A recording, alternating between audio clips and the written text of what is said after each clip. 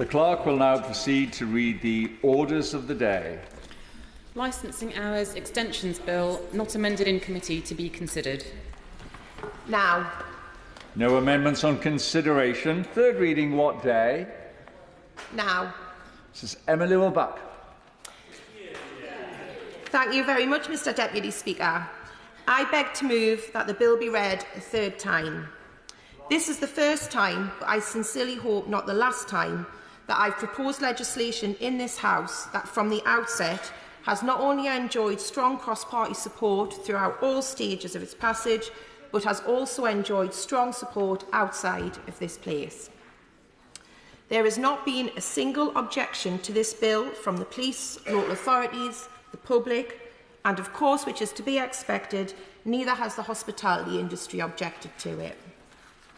In fact, the industry has been asking for this small legislative change for some time now. They've asked for it because it makes sense.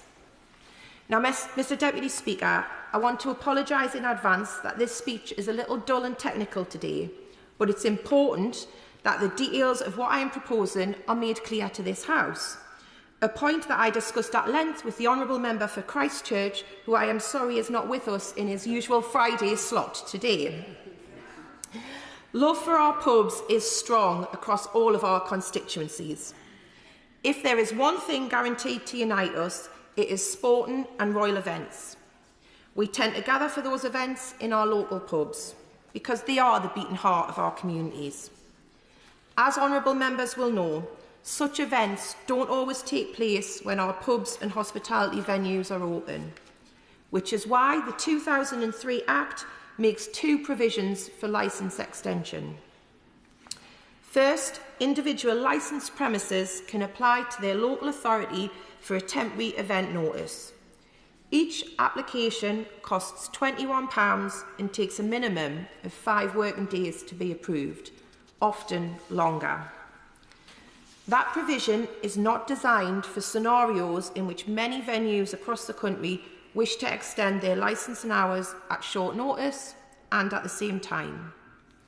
So the 2003 Act makes a second provision under Section 172 which enables licensing extensions for an occasion of exceptional international, national or local significance. That allows the government to make a relaxation order applicable to all premises in England and Wales, specifying the dates and times of the relaxation and not exceeding 4 days. Such orders which are made under Section 197 of the Act are subject to the affirmative procedure and need approval from both Houses of Parliament. Best practice is for the Home Secretary to complete a public consultation and then for both Houses to debate the order. That can take up to 6 months to implement. As mentioned at second reading, the process has been used for the coronation of His Majesty the King, the 90th birthday and platinum jubilee of Her late Majesty, the 2011 and 2018 royal weddings, the 2014 FIFA World Cup and the Euro 2020 final in 2021. Last summer, our whole country was immensely proud of our Lionesses reaching the Women's World Cup final. As honourable members will recall, we found out only 4 days before the match that our Lionesses had made the final. It was taking place on a Sunday in Sydney, which has an 11-hour time difference. The match kicked off at 11 a.m, with many venues unable to serve alcohol until 11 or 12. There was no time left for them to apply to their local authority for a temporary event notice, and because Parliament was in recess, there was no mechanism for government to issue an extension. Our communities and pubs missed out on all that pre-match excitement and much-needed extra revenue. Clause 1 of the bill will allow the Home Secretary or Ministers to make an extension order in similar situations without going through the costly, overly bureaucratic, time-consuming and restrictive process that exists now. Clause 2 simply states that the bill will come into force on the day of royal assent and will extend to England and Wales only. The bill does not propose a change to the circumstances with which discretion may be exercised by the Home Secretary. The provisions in Section 172 of the Licensing Act 2003 will remain intact in terms of length, purpose and consultation requirements of any relaxation order. Mr Deputy Speaker, this is a bill to simplify the parliamentary process, not to change the substance of Licensing Act provisions. The change from the affirmative procedure to the negative procedure doesn't remove parliamentarians' voices on applications. As members will know, the majority of SIs are laid in Parliament under the negative procedure, and a process exists to object to them or have them annulled both in this place and the other place. Next week, the Licensing Act 2003 Euro Licensing Hours Order is due for debate. Like all previous extension orders of this kind, it is very likely it will pass through both houses unopposed. Considering the many problems our constituents and the country is facing right now, it is a waste of precious parliamentary time to debate an uncontentious order that has such cross-party and public support. Of course. To the Honourable Lady for giving way. And I recall as a minister in the Home Office spending many hours taking statutory instruments through for exactly this kind of occasion where there was nobody who was opposed to it, and everybody could see that they were a very good thing, particularly for the hospitality industry. And I will declare the interest that my brother is a pub landlord, my father was before him, so I know how much these matter. So I fully support her bill, and would she agree with me that these events are exactly the kind of times when we need to get together in the Great British Pub? Yeah. I thank the honourable member for that intervention, and I do hope that her family welcome this bill today as well. Like many who've worked in our hospitality industry through COVID, they were absolutely battered. And whilst this bill is small and won't apply all of the times it does apply, the revenue that our local hospitality industries and pubs will gain from it will be, make a huge difference to them. So thank you for that. Even with my bill, the government fully intend to continue to plan ahead so that wherever possible, licensing hour extension orders can be brought forward with sufficient time for public consultation and notice, as they have done for the upcoming Euros licensing order next week. Mr Deputy Speaker, this bill has received such support because it's straightforward and sensible. I am sure we all look forward to join our constituents down one of our brilliant locals in celebrating the next national, sporting or royal event, and I commend this to the House. Question is, the bill will be now read a third time. Nickie Aiken. Thank you, Mr Deputy Speaker. I would like to congratulate the Honourable Member for South Shields on the success of her private member's bill, and I'm delighted to join colleagues from across the House in speaking in favour of its provisions. Mr Deputy Speaker, the United Kingdom is a nation which likes to support our national teams and our chosen football teams. And whether it's any sporting event or ceremonial event, whether it's the Olympics, Paralympics, the Football World Cup, the Euros, the Ashes, coronations, royal weddings, I could go on. But with our teams and sports people and our royalty are doing well, we want to support them. And what better way to support them and celebrate is in our local pub, our sports or social club. They are particular venues where we want to share our joys and woes, often with like-minded people. That is why this bill is to provide a blanket extension of licensing hours makes sense to allow people to gather to mark an occasion of exceptional international, national or local significance. Would my honourable friend allow? Of course. My honourable friend is absolutely right about moments of celebration in pubs. Now, she represents the cities of London and Westminster, and I expect she has the most pubs in any single constituency. And while it may be unfair for her to single out just one, I wonder if there's a particular sporting occasion or other occasion of joy where she has certainly enjoyed that in a pub locally. I thank my right honourable friend for that intervention, and I would say actually there's been far too many to be able to name them or to, as she says, there are so many amazing venues in my constituency. I think at my last count we had 13,000 licensed premises in Westminster alone. And as a former licensing chairman of Westminster Council, the largest licensing authority in the country, I can speak with some authority that we do have amazing licensed premises here. But Mr Deputy Speaker, the alternative to this bill is, as the Honourable Member for South Shields says, is to go with temporary event notices, which are used for individual businesses looking to extend their hours. And I know from my experience as licensing chair that these are a bureaucratic nightmare for licensing authorities, especially when in a city centre like Westminster or central Manchester or Birmingham or wherever.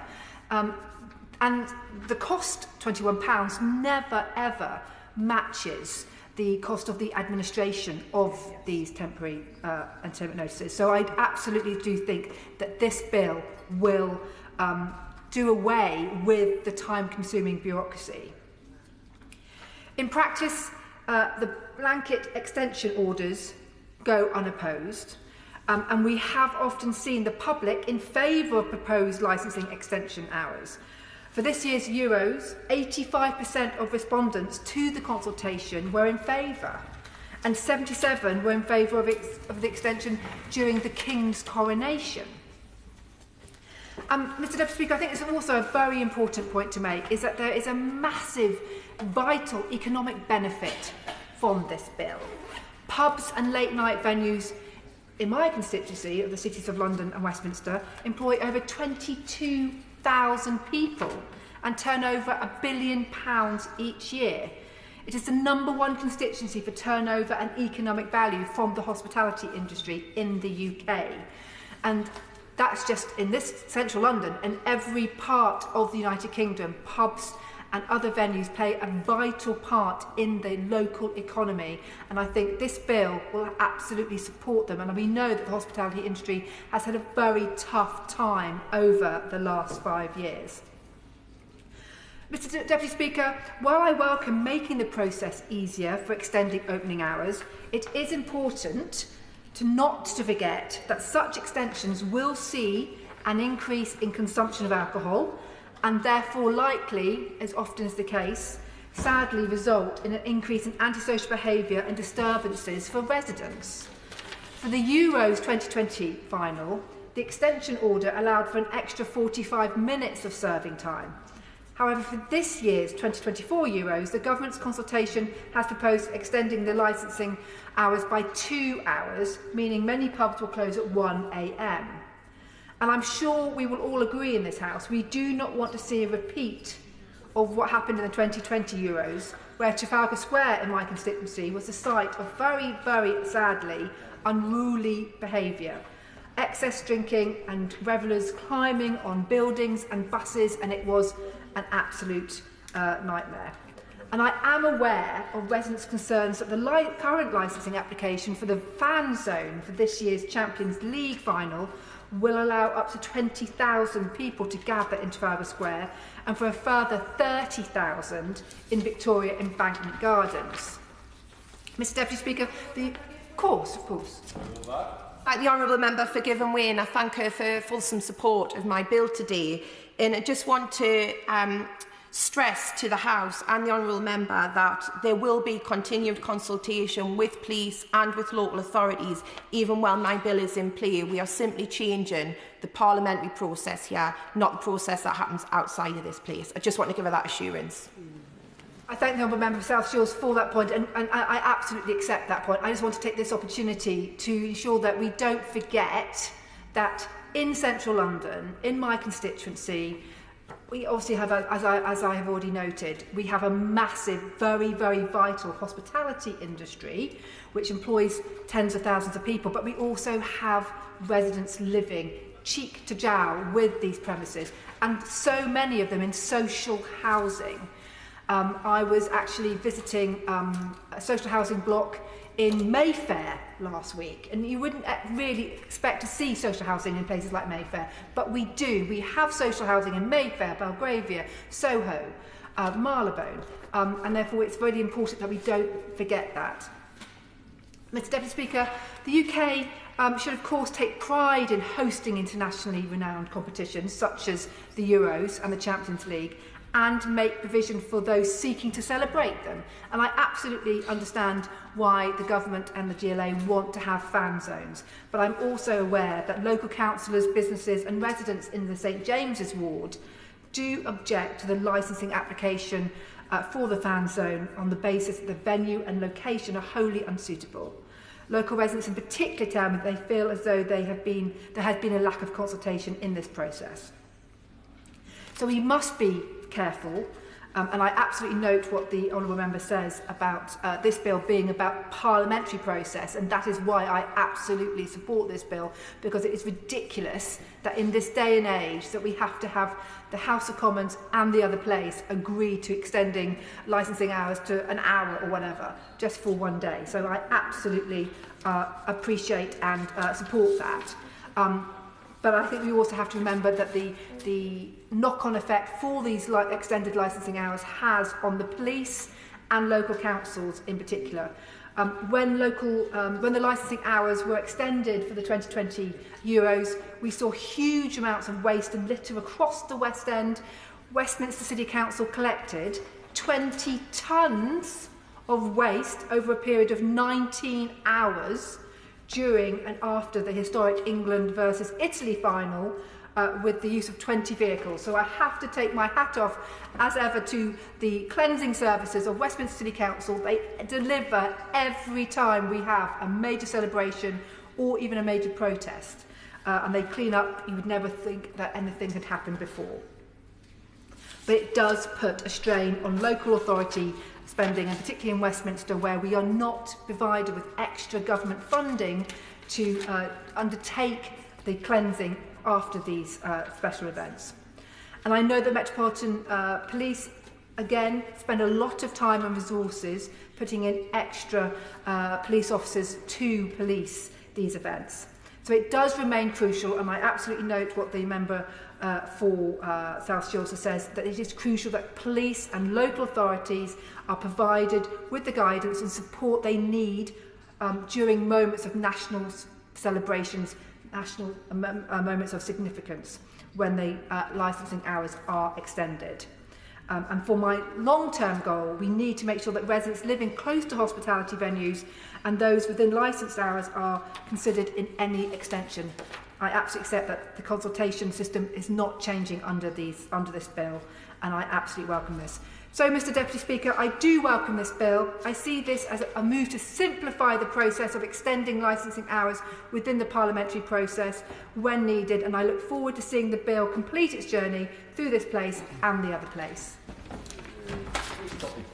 Thank you, Mr Deputy Speaker. It's a pleasure to stand and support this bill at its third reading. First of all, I want to start by commending and congratulating the Honourable Member for South Shields, who has navigated this important small bill, but will have a significant impact on the wellness and joy of people right throughout England and Wales. And I know she came into the House in a by-election in 2013, and she's always made a very positive impact. But in many ways, of course, she's been diligent for her constituents.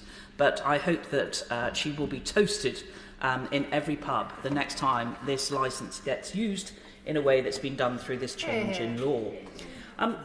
In terms of the Licensing Act, it was an important piece of legislation.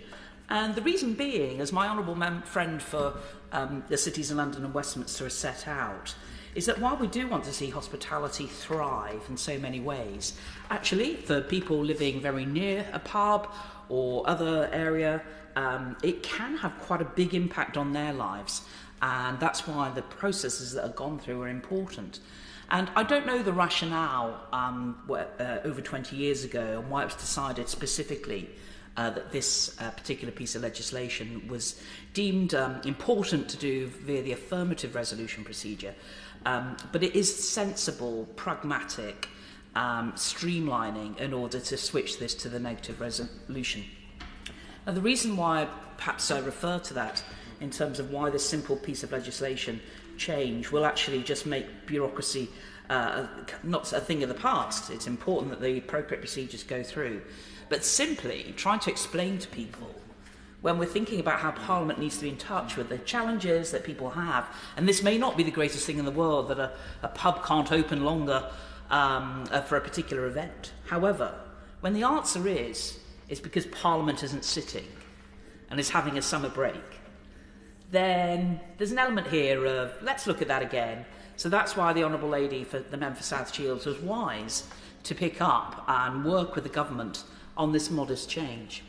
Now, in terms of more broadly about negative resolutions, within Parliament, and in particular in the other House, I'd say there's been a revolution anti-negative resolutions in order to do secondary legislation.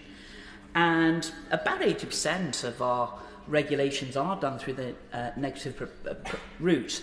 And there'll be a variety of reasons on why it's unpopular for certain aspects, but partly because it can be difficult to, if people object to those statutory instruments, there's quite a systematic process, but it's not always easy to get a particular vote on it, particularly in this House. But one of the things it has done is to clog up a lot of our parliamentary activity, and more time being spent on modest pieces of legislation that really do not need further consideration, apart from the wisdom of kind of discussions or debates that could be had outside of quite a formal parliamentary process. So that's why I think this matters. Now, I did invite my honourable friend. I appreciated she might not have wanted to single one pub out in her constituency. For what it's worth, I would say to her, I live in her constituency when I'm doing my parliamentary duties, and I go to the White Swan on Vauxhall Bridge Road to watch sport. I think it's really good. They've got a fantastic TikTok account. Don't worry, I'm not expecting a free Guinness. I would not abuse my opinion in that way. This Sunday, I had hoped, Mr Deputy Speaker, to be having moments of joy and had hoped that Liverpool would be winning the Premier League on Sunday. Sadly, that's not going to be the case, but I expect we'll end up third. But I am going to a Liverpool fans pub in London in the afternoon with some friends. And it is that sense of community. It is that sense of coming together. And do you know, I think that really matters. I think COVID has had so many impacts on our country. It's had so many impacts, not just the huge amount of investment that was put in that we're now paying for right across the UK, but also what it did to community. And the amount of time, the anxious generation that we now have, of where people actually interact solely on something like this phone. I'm using it to look at the legislation today. But it's critical for me, this isn't about drowning your sorrows by going to a pub, but it is about that sense of occasion. And I remember some of the sporting events I've been lucky enough to go to in person, and to have that joy.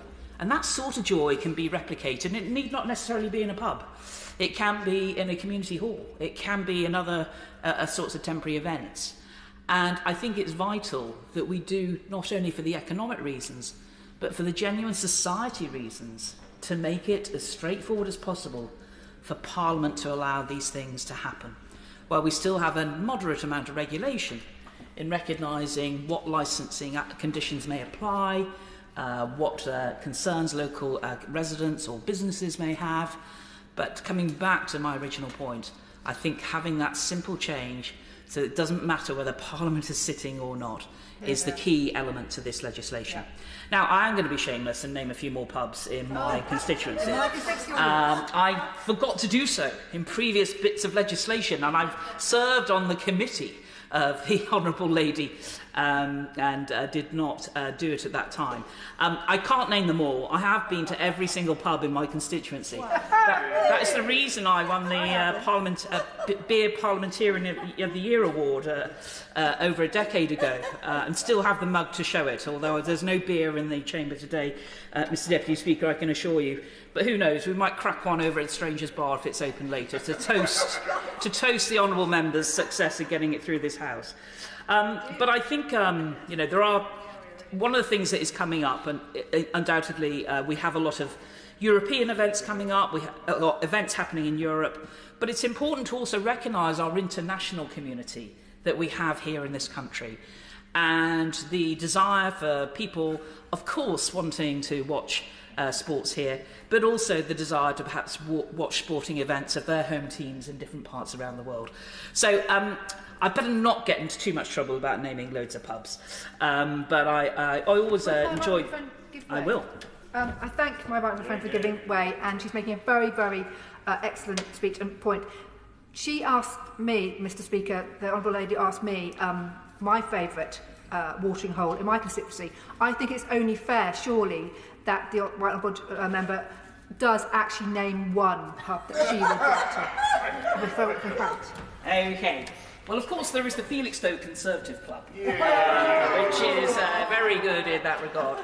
But there is also, I must admit, where I've been to watch sports, I've been to the Douglas Bader in Martlesham Heath. I love going to the Anchor in Woodbridge.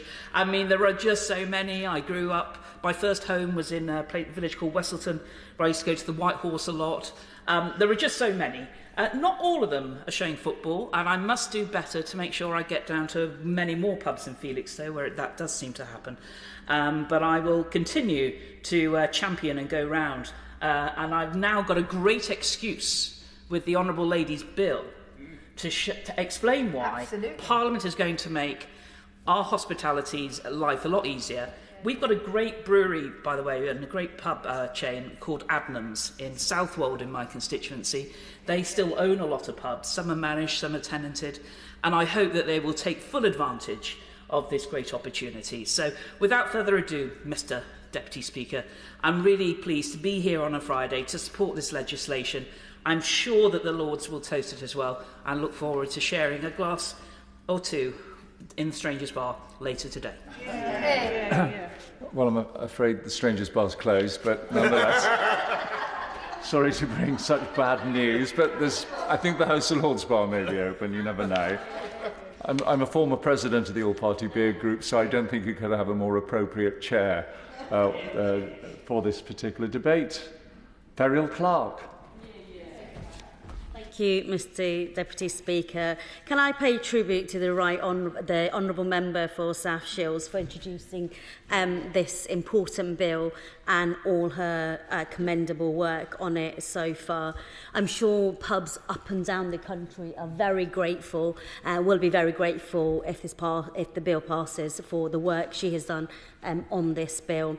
Can I also pay tribute to all the honourable members who have contributed today and through each reading, and especially today to the Right Honourable Member for Suffolk Coastal and the Honourable Member for Cities of London as well as in Westminster, who has some of the best pubs in London in her constituency. And if you haven't had a walk through Cities of London, please, if you're here on a Friday, please do take a stroll, because there are some incredible gems in those very tiny streets and cities of London. And it's beautiful, and you'll often find tourists just wandering around looking for something, and they will most likely come across those wonderful pubs. So she should be proud of the pubs in her constituency. And I absolutely do recognise the issues that she highlighted around the potential impact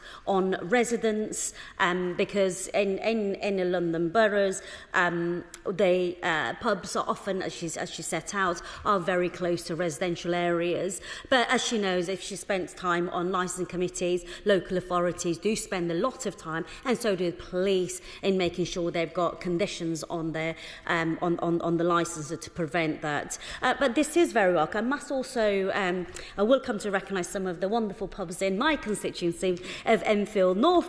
But before that, I would just say that it has been a pleasure to have seen the passage of this bill through this House and the cross-party support it has received, Mr. Deputy Speaker. This bill would amend, as we've heard, Section 197 of the Licensing Hours Extensions Bill, granting our hospitality sector more freedom to extend their licensing hours with shorter notice, and allowing the government of the day the ability to respond to the needs of the industry. It would allow our communities to celebrate events of national significance in hospitality venues for longer, providing a much welcome boost to businesses and fans, I would say. There was a missed opportunity last year, as we've heard, when our Lionesses progressed to England's first World Cup final since 1966. Yet, while we were Progressing in Australia and New Zealand, progress at home was stalled. Pubs and bars and restaurants could open from 10 a.m. on the day of the final, but could not serve customers until 11. Because, despite requests to extend licensing hours, they were not extended because it was too late and during parliamentary recess. So, businesses missed the opportunity to serve customers early, and supporters were denied getting behind a team. The sector is set for another busy summer of sport, with England and Scotland set for the European Championship, providing a much welcome boost to our hospitality sector, which has suffered so much over the last few years. Mr. Deputy Speaker, if football is to come home again this summer, we must ensure our hospitality sector is ready to embrace it. I know this bill won't solve all the problems facing the industry, but it will provide the sector with a welcome boost. And it is something the industry is asking for. Speaking to the many pubs in my constituency of Enfield North, like the Plough, the Wanderers, Cricketers, where I go to every Sunday with my children, I know many supporters. I know many support what this bill proposes. And let's be clear, Mr. Deputy Speaker, our hospitality sector brings a huge boost to the UK economy, generating 54 billion in tax receipts, alongside 7 billion of business investment in 2022 alone. So clearly, what benefits our pubs benefits local communities. But the impact goes much further, Mr. Deputy Speaker. A staggering 42% of tourists want to visit a pub when visiting the UK. They are a vital part of our communities, high streets and households. I know many in this House today will share this view. Yet we are currently denying pubs, bars and restaurants the full opportunity to benefit from this. It is clearly an opportunity, Mr. Deputy Speaker. So, for the reasons set out today, this bill should progress. The negative solution procedure would allow the order to be debated if successfully requested by any parliamentarian. The option for consultation will be retained, meaning concerns will be considered. These are relative safeguards in place. It is common sense that it should proceed. I am delighted to support the bill and my colleague, the member for South Shields today. Thank you. Thank you, Mr. Deputy Speaker. Well, let me start by congratulating the Honourable Member for South Shields for bringing forward this private member's bill, and for the charm and the expertise with which she has piloted it through the House. Now, I must say, I think this is probably the shortest bill I've ever been involved in as a minister. I think the longest one was maybe the Police Crime Sentencing and Courts Now Act, which ran to about 220 clauses and several hundred pages. So I must say, this bill is a model of pith and conciseness. If only every bill was as simple as this. But I congratulate her for marshalling both sides of the House behind her bill. And I thank the members who have spoken today. I thank the Shadow Minister, the member for Enfield North, for her support. The member for the cities of London and Westminster for talking about the pubs in the heart of her constituency here in the heart of London, and bringing to bear her expertise as a former chair of licensing in the City of Westminster Council. And, of course, the incomparable member for Suffolk Coastal, who brought to bear her very extensive experience in this area, which she has diligently amassed over many years, the length and breadth of the kingdom. There are few colleagues with greater or deeper expertise than the Right Honourable Member for Suffolk Coastal when it comes to visiting pubs, which I intend, Mr. Deputy Speaker, as a profound compliment. Now, as we've heard, this bill amends Section 172 of the Section 172 of the Licensing Act, makes provision already for the Secretary of State to make orders relaxing licensing hours in England and Wales on occasions of exceptional international, national or even local significance. Would my honourable friend give way? I would be delighted to, yes. Thank my honourable friend giving way. So under that definition of international, national and local significance, tomorrow is the playoff final at Wembley between Oxford United and Bolton Wanderers. Would this qualify under these rule changes? And since the playoff is tomorrow, can you make sure all parts of the bill have completed by that time? It is true that my honourable friend will have noticed in the second and final section of this clause of this bill that the Act does come into force on the day on which it is passed. But of course, it has to complete its passage to the other place first, which means I don't think the auspicious playoff final will benefit from the provisions in this bill, unfortunately. As to whether a playoff final between such auspicious teams as Bolton Wanderers and Oxford United would in the future qualify as an event under this bill would be a matter for the Home Secretary of the day to determine. But I think in all seriousness, we wouldn't expect, although the parliamentary mechanism is being changed from an affirmative resolution procedure to the negative resolution procedure, the underlying criteria are not changing, and I don't think we would want to usher in a wholesale change of licensing hours through this particular mechanism. It is quite a high threshold. It is used fairly rarely, so I would like to just temper expectations that we don't expect this to be used in an indiscriminate basis, although that in no way detracts from the importance of the game taking place at Wembley, and I wish both teams all the best of luck, obviously. So, Mr. Deputy Speaker, these orders, as we've heard, benefit businesses, allowing them to stay open longer when there are important events taking place. And as the Honourable Member for the City of London and Westminster pointed out, it is much easier to use these blanket licensing extensions rather than requiring pubs to go through the onerous, expensive and tedious process of applying for a temporary event notice from their local authority. So this is much, much better.